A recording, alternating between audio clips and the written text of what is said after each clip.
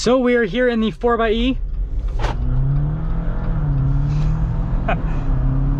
Hey everyone, it's Ben Hardy here, and in today's video we're going to be going over a 2021 Jeep Wrangler Rubicon 4xe.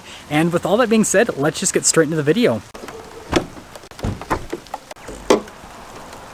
So under the hood we have a turbocharged 2-liter 4-cylinder that's paired to an 8-speed automatic transmission and a hybrid system. Total system outputs 375 horsepower and then 470 pound-feet of torque. We've got 22 miles of full electric range and then 49 mpge. I've been averaging in the low 20s combined, but I mean, I kind of have a lead foot. Anyways, that's under the hood.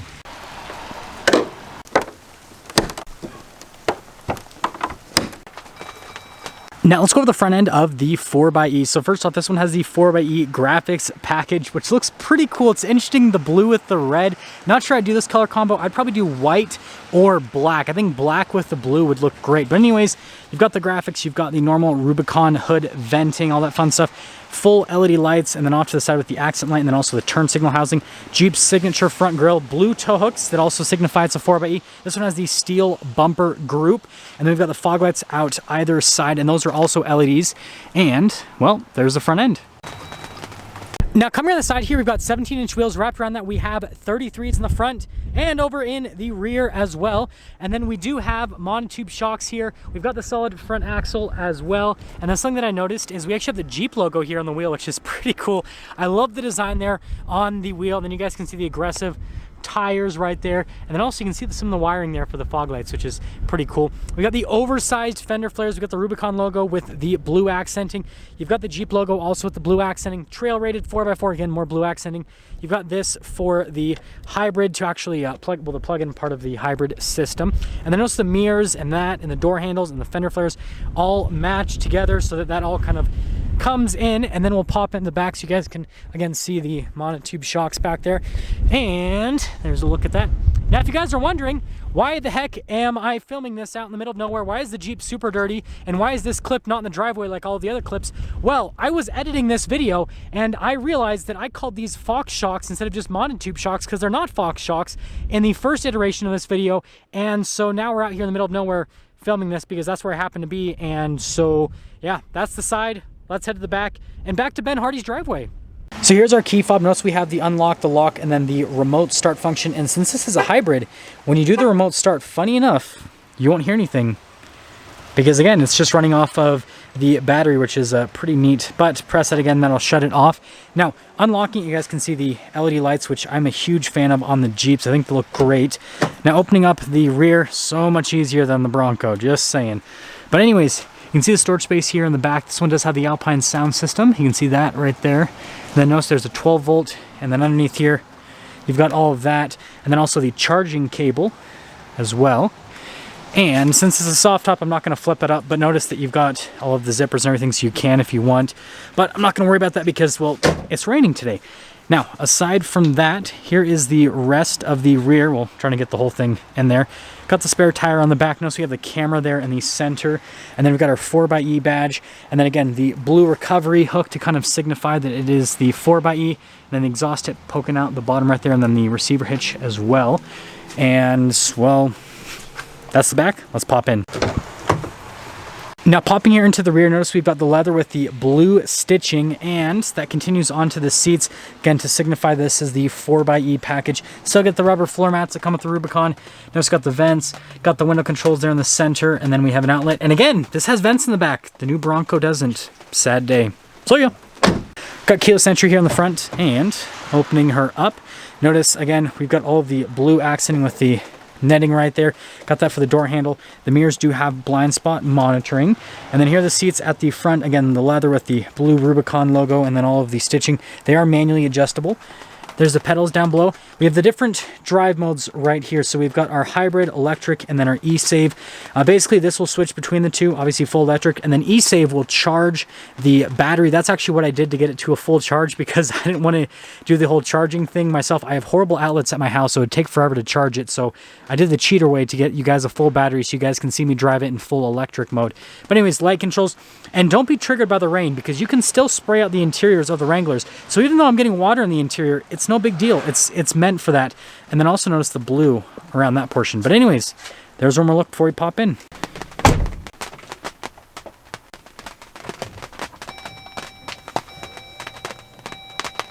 Here's the steering wheel in the 4xe. Notice we've got the nice leather all around it, and then again, more blue stitching. This does have adaptive cruise control. I used it quite extensively this week. Works fantastic. And then you've got our voice command controls for the center stack, radio controls in the back. Got your turn signal stock, got your windshield wiper stock, and that's all for that. Now here is the center gauge cluster. Notice that we've got the RPMs on the one side, and then this is actually for the hybrid system on the other side, letting you know if you're using power or if you're in the charge function, all that fun stuff. And then we have the basic stuff that comes with every other Rubicon right here in the center. Notice that all of it is pretty much the same except the hybrid information. Obviously, if you don't have the hybrid, then you won't have that page right there. But all the other stuff is pretty much the same, so that's all. Now here's the center infotainment system. First off, if we pop it into reverse, notice we got the backup camera with the trajectory lines that turn with the steering wheel. And that's all this particular one has. It would have been cool to have the front camera as well. Obviously that adds practicality. But aside from my necessity to have all of the modern tech, this has heated seats and a heated steering wheel. And it also has dual zone climate. And then response time on the screen is great when you actually press the buttons, not when you partially press them. This has the off-road pages, which just gives you different bits of information on the off-road. And then also it has the hybrid information as well. And then everything is sealed again because you can spray off the interior, so pretty cool. All of our analog controls down here for the radio, the climate system. Notice that you've got this, which is for the e-save to charge the battery. And then you've got the stability control right there, parking sensors, your off-road cruise control. And then I like how it's a little Jeep there for the recirculate button. Window controls here in the center. And then we've got this for the media. And then you've got a 12 volts over here. And then we have this for the front and rear lockers, sway bar disconnect, 4 auxiliary switches. The shifter for the 8-speed automatic, the drive line select, so you got your 2-wheel drive, your 4-wheel auto, 4-wheel high, neutral, and then 4-wheel low. Couple cup holders, and then we've got the e-brake right here again with more beautiful blue stitching. Center console, again, more blue stitching. Got a decent amount of storage space in that. Then we've got the glove box over here. And notice again, more stitching there, and of course I didn't close the glove box all the way. You know what? It's because of the bag. We'll blame it on the bag. I'll close it in a minute. But anyways, this one does have the soft top, as you guys saw before. I'm not going to open it up today because I don't want to get rained on. But the soft top is a lot easier than the hard top because it's just basically rolls back. And anyways, there's universal garage door openers. That's all. Now here's a window sticker for the 4xe. You guys can see the base price before options. Feel free to freeze the frame so you can read all the stuff that is standard. And then we've got the optional equipment here, which it's 10 grand worth of options, quite a bit. But most of them I actually do recommend getting. There's not really anything there that I would say is not worth it from an option perspective. Other than, like I said, I'm not a huge fan of the red paint. But again, I mean, the Firecracker Red is kind of like a signature paint color on the Wrangler, so I'm probably speaking sacrilege to some of you. But there is our total MSRP, $61,265. Also notice the warranty. So you have a 10-year, 100,000 mile on some of the hybrid components, which I think that is pretty cool stuff. But let's take her out and see how she drives.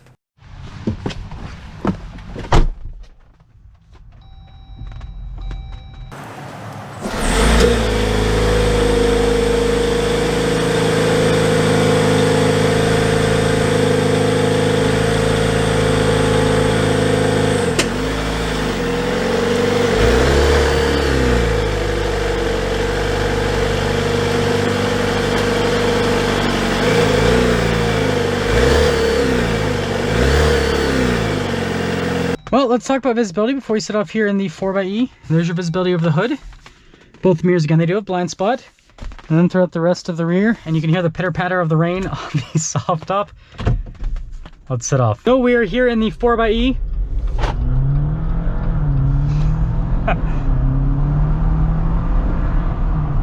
So quick for a Jeep. This is crazy to think that you can get a Wrangler from the factory that just punches that hard. It is some pretty crazy stuff. Now, this obviously is our on-road review. I will be doing an off-road review very, very soon. So if you aren't subscribed, I recommend subscribing. So when I post that off-road review with the Wrangler 4xe, you can see how it does. But let's talk about the on-road driving. So first off, I'm just gonna say this right out of the gates. I hate the soft top. Just driving this around with the soft top is not my thing. It's so loud. There's just tire noise and road noise and wind noise, and I'm not a fan. And the hardtop is a million times better. I've driven a bunch of hardtop Wranglers, and yeah, definitely recommend doing the hardtop. And I know that some people are gonna say, well, the soft top's easier to take off so you can have that convertible action. Here's what I'd have to say. Gosh, it's so crazy. Is just take off the front 2 panels on the hardtop and you get pretty much 99% of that convertible experience, and you also get the noise insulation, and it's just, yeah, that's the route to go. That's the route that I would go. Now, aside from that, as for the driving dynamics with this 4xe and the Rubicon package, it actually drives really nice. I'm super impressed. I always kind of had a little bit of stigma with Jeeps, thinking, oh, well, it's, you know, this big SUV that is just meant for off-roading. You can take half of it apart, and so it's just not smooth or comfortable. And you know, driving this for half a week and 250 miles so far, it's very comfortable actually, even on the highway. Other than the noise, the suspension and the damping and everything is actually really good. And so as a daily driver, it's actually great. Infotainment system's easy to use, the seats are comfortable, the heated seat function is nice on a cold day like this, and just overall it's a really good daily driver. Like, that's my biggest takeaway, is that new Wranglers are really, really nice. A lot nicer than I gave them credit for, even though obviously you guys know I used to work at a dealership that sold them. There's a difference between selling them and driving them around the block and living with one for a week, right?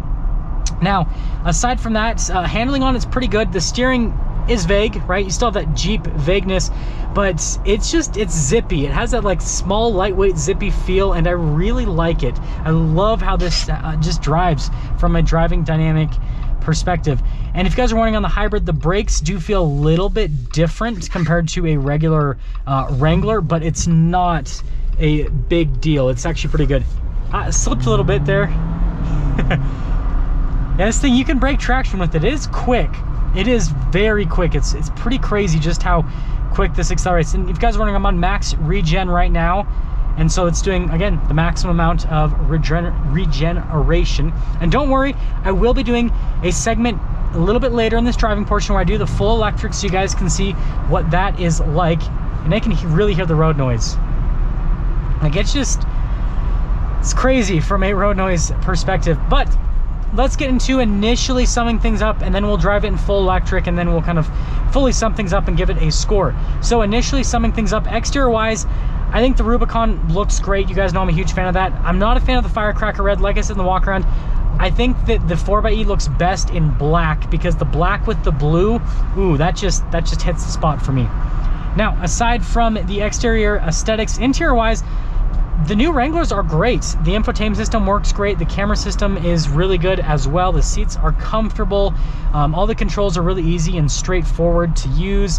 And again, it's just a really good daily driver vehicle. And you know what? We're actually just going to put that on automatic right there, so that'll be a little bit easier. But yeah, really good daily driver vehicle. And Jeep's just nailed it with this new JL series.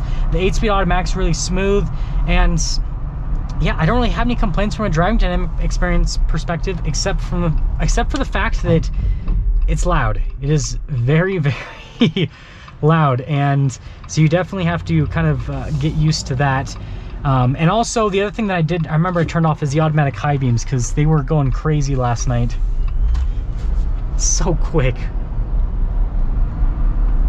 And then I want to do this speed bump right here so you guys can see the dampening.